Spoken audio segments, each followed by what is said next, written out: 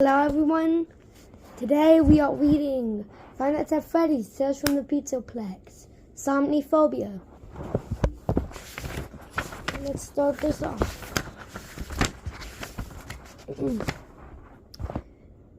It's just terrible, Bill. All these people gawking at the poor family's belongings. Bill eyed his wife. You mean like we are? Oh, hush, Mildred scolded.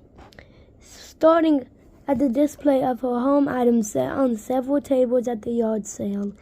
If it gave her something to share at her weekly Benalik game, so be it. We're concerned neighbors, Bill. Maybe we can take something off their hands so they'll be able to move on as soon as they can. It's just a shame about Josh, sweet boy. Bill scratched his jaw. Can't say I remember him much. Well, he was an odd one.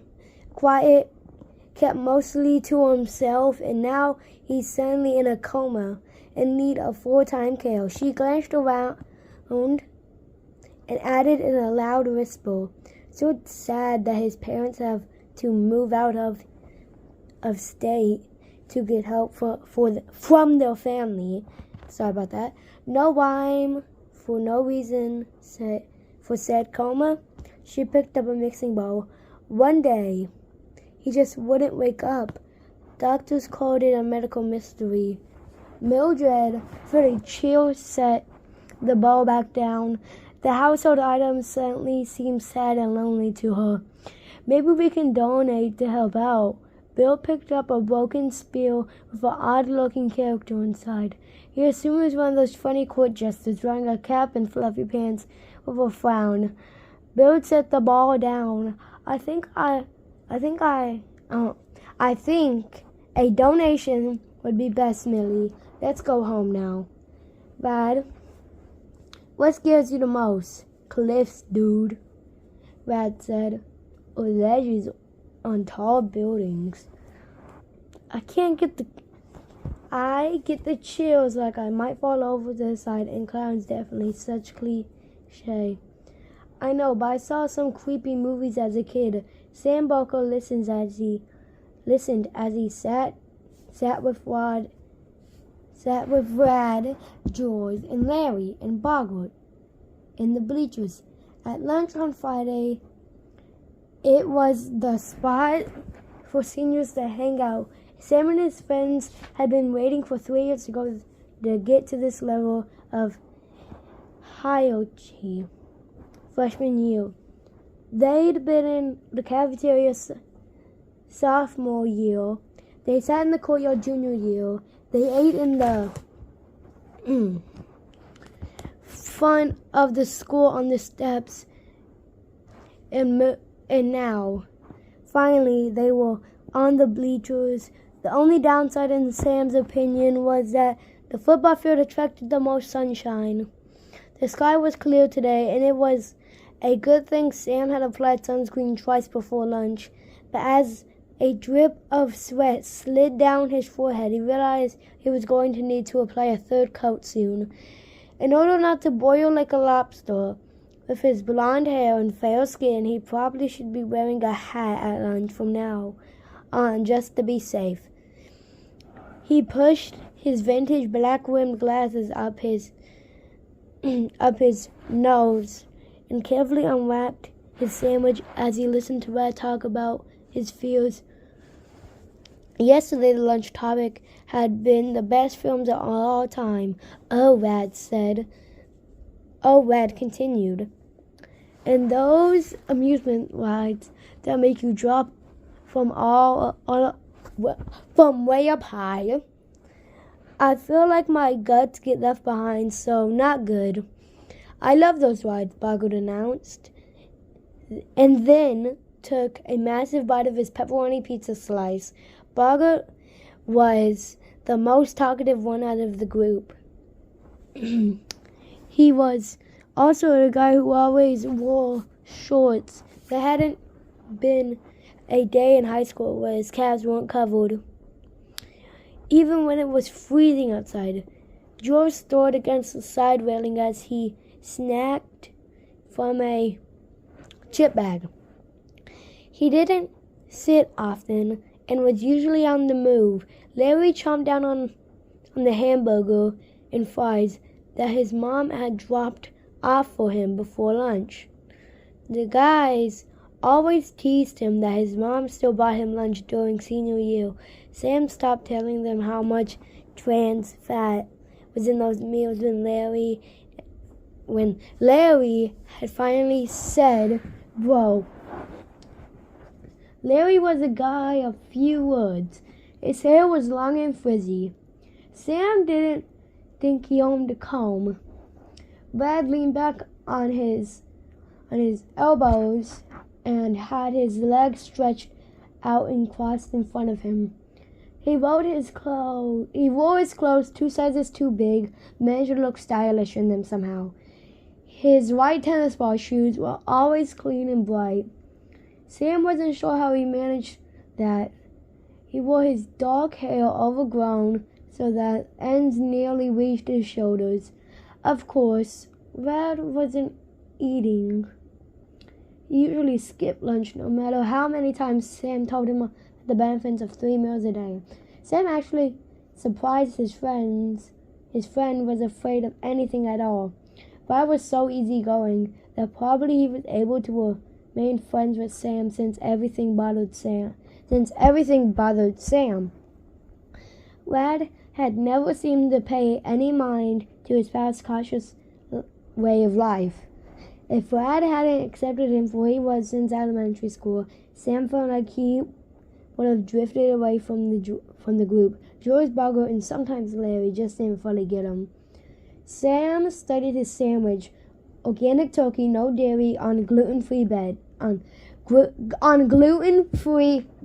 bread with mustard and fresh organic lettuce, tomato, and pickles.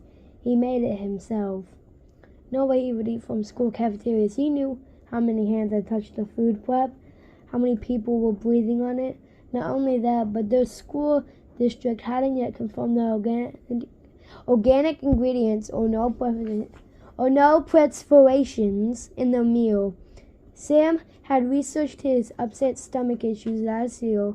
He realized gluten, heavy oils, and preservatives didn't sit well with his digestive. His frequent anxiety gave him a nervous stomach. He also had a steel chill of caffeine and sugar on his anxiety shot into overdrive, and he couldn't calm down or sleep through the night. He was on a clean, dairy-free, gluten-free, stimulation-free meal plan for the time being. He started packing his own meals so he wouldn't have to keep explaining to his mom. Talk about scary. Did you guys hear that Josh's family doing away with him, Bogart asked? Yeah, bummer all around, Rad said, and cleared his throat. What about you, Sam? What are the top things you're afraid of? The word, George muttered under his breath. Bogart snorted. Sam ignored the comment as he carefully chewed a bite of his sandwich before speaking. I'd say small, confined spaces, definitely extreme dark and large bodies of water. You like the ocean, Bogart asked? Sam nodded. Yeah, I never learned to swim. Your dad never taught you? Rad looked at Bogart, and Bogart addressed it as It's okay, Sam said. Everybody knew Sam had lost his dad in the 3rd grade. No, he never taught me. I can teach you, Sam, Rad told him. Sam shook his head. No, thanks. Besides, it's healthy to have fears. The partygoers hung out as Sam followed the guys into the backyard. He made sure to keep a safe distance from the pool. Of course, there wasn't a lifeguard in sight. With so many kids there, all kinds of accidents could happen. He shuddered just thinking about the possibilities.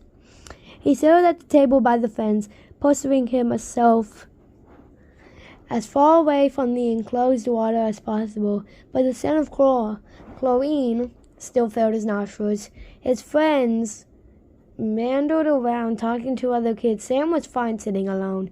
He didn't really talk to other classmates, unless it involved school, and mainly just just hang out with his small group of friends. He wasn't the best. He wasn't the best at small talk, anyway, and he was used to the other kids ignoring him, or not really being interested in what he had to say. Sam accepted that he was somewhat of an odd one out. He had a specialized diet, and he only wore certain cotton fabrics because the poster made him break out. He was set in his ways, and he rarely tried new things. He admittedly considered everything that could go wrong before he decided to do something, instead of thinking of all the things that could go right. But his way of living made him feel uncomfortable, so he accepted that about himself. It was just that besides Rad, surprisingly, a girl named Linda Gomes walked over to Sam's table. A girl named Linda Gomes walked over to Sam's table. She had curly brown hair, freckles, and a nose piercing. She wore jeans and a colorful sweatshirt. She didn't wear a lot of makeup like some of the girls at Marina High, and she was always nice when Sam had a group study with her in English. Literature. I'm guessing lit equals literature. She held 2 red cups in her hand. Hi, Sam. I always wanted to tell you that your glasses are pretty cool. They're so unique. Thanks. They were my dad's. He adjusted them on his face, even though he didn't need to. It was a nervous habit. When I needed glasses, my mom put prescriptions in them. That's really neat. Do you want a drink? She offered him a cup. Sam eyed the drink suspiciously. What is it? Well, I'm told that it's Misty's birthday poolside punch. Do you know what's in it? Linda frowned at the cup. Definitely some kind of fruity stuff. Sam looked around and noticed the kids acting silly, talking funny. He held hand like crossing guard. No thanks, Linda. If there's even a chance of alcohol being in it, then I'm not having it. I'm a firm believer in staying in control of my mind and my choices. She gave him a smile. You sure? A couple of sips won't hurt. Just his glasses again. Actually, that's far from the truth. Sam, just take a drink. Sheesh. George was abruptly at the table and grabbed the drink out of Linda's hand, splashing it down in front of Sam. Don't mind him, Sam. Sam's a glass half empty kind of guy. Sam had been about to explain how alcohol could cause someone to become drowsy and less in control. Instead, Sam cleared his throat. I make smart, careful decisions in order to navigate around the further challenges. George rolled his eyes. Right. The rest of the group walked over to the small table. What's going on, guys? Rad raised an eyebrow. Just Sam being Sam. George left it at that. Took a big swig from his red cup. So have you guys heard about the cliff diving going on in Santa Cruz? Linda asked. I heard it's pretty funny. Yeah, a guy I know does it. Parker jumped in. Says it's an extreme rush. You gotta love heights, though. Guess that leads you out, Rad. No doubt, Rad said. One day, I'd like to try it, Linda said. Sam shook his head. People have actually broken their necks and other body parts from reckless jumps off cliffs and bridges. Not long ago, there was an incident on the news about a guy that did a cliff dive. The cliff was so high that he couldn't control where he landed. He ended up falling on a bunch of rocks, breaking every single one of his bones and splitting open his skull. They said his brain was eaten by the birds when they found him. Dude, that's gnarly. That's gnarly. True story. I definitely steer clear of that activity, Linda. Sam warned. Okay, Linda said, and looked around the backyard. Oh, I see my friend. Talk to you guys later. and she took off rather quickly. Good one, Sam, George loaded as Linda rushed away.